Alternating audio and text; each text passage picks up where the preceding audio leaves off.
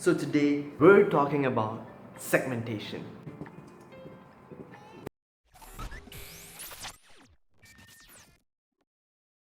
Segmentation. It's actually really simple. This concept can get complicated. You don't have to. It really isn't actually that complicated. The whole thing about segmentation is simple. You cut off groups who love you. You separate them. You cut off groups that they like you but they're not really super into you, and you cut off guys who are just not into you at all. They're not opening anything, they're not doing anything at all, and they're hurting your list. So you group them up as well. And this whole thing is called segmentation.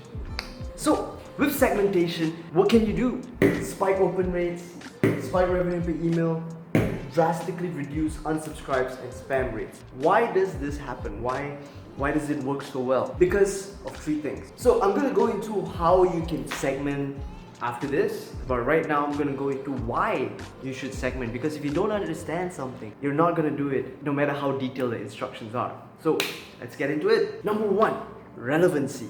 So with relevancy, it's about getting emails that make sense to you, right? If you're a guy and you get an ad for women's clothing, that doesn't really make sense. And what do you think happens when a guy receives an email for women's clothing after he just purchased? He probably purchased multiple times for men's clothing. They're gonna go to spam. They're gonna report it. They're gonna push you to promotions, or they're just not gonna open your emails, which means they're not gonna like you as much. And if they don't like you, they're not gonna buy from you. Number two, deliverability. So number one, we talked about relevancy.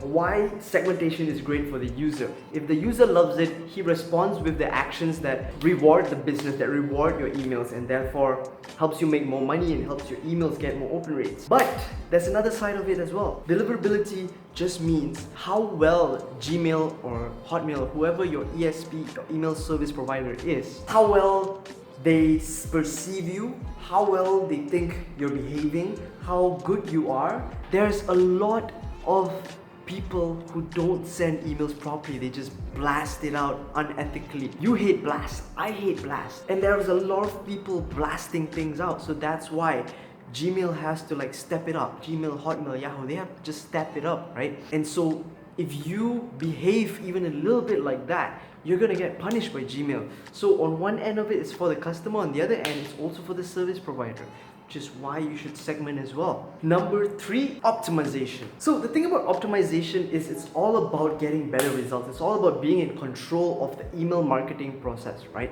Why do I say this? Why do I bring up optimization? I thought, just do this, just plug this in, just plug that in, and you get good results. No, it doesn't work that way. The thing about segmentation is you're in control. Instead of just sending to your whole list, 21,000 recipients or something like that, you're gonna choose okay, here are the active purchases, people who have opened the last 60 days, people who are in our newsletter list. And what that does is that gives you control, that gives you the ability to decide if using certain audiences is better than using other audiences. It also lets you decide to implement strategies to send out email campaigns with much higher results, which means you get more revenue, you get higher open rates, and you have the capability to be more complex with your email marketing strategies and your execution, which basically makes for a happy business owner and agency owner. So here's how you can segment. Here's how you do it. Now keep in mind, guys, segmentation can get really, really advanced. We're playing the big boys game here. So what I'm gonna go into here is literally as basic as I can make it. We're entering the complex world, but this will make you a lot of money, and it's super simple to understand.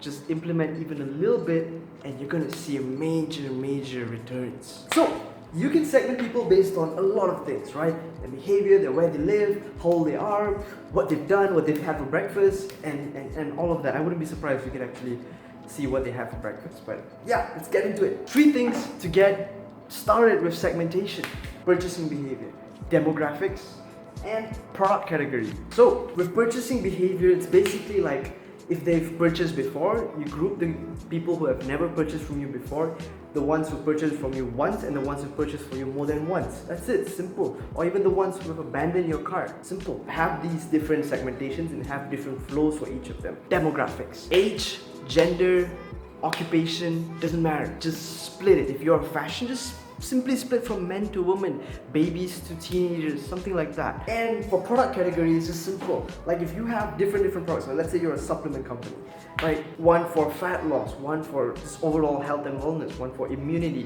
one for energy. And you could direct things like a content flow, content drip flow into a group that you know are likely to respond to like weight loss supplements. And you can direct like maybe articles on immunity to people who love content on immunity, so that when you do launch a sale, these guys have been groomed, have been nurtured, they've been getting relevant content, they love you, they're loving you so far, no other brand has done this to them. So when it comes time to do the sale, they are way more likely to buy from you, and they'll probably buy from you a lot. So that is the power of segmentation. Welcome to email marketing. And that's it for the day, guys. Please like, comment, subscribe, and I'll see you in the next video.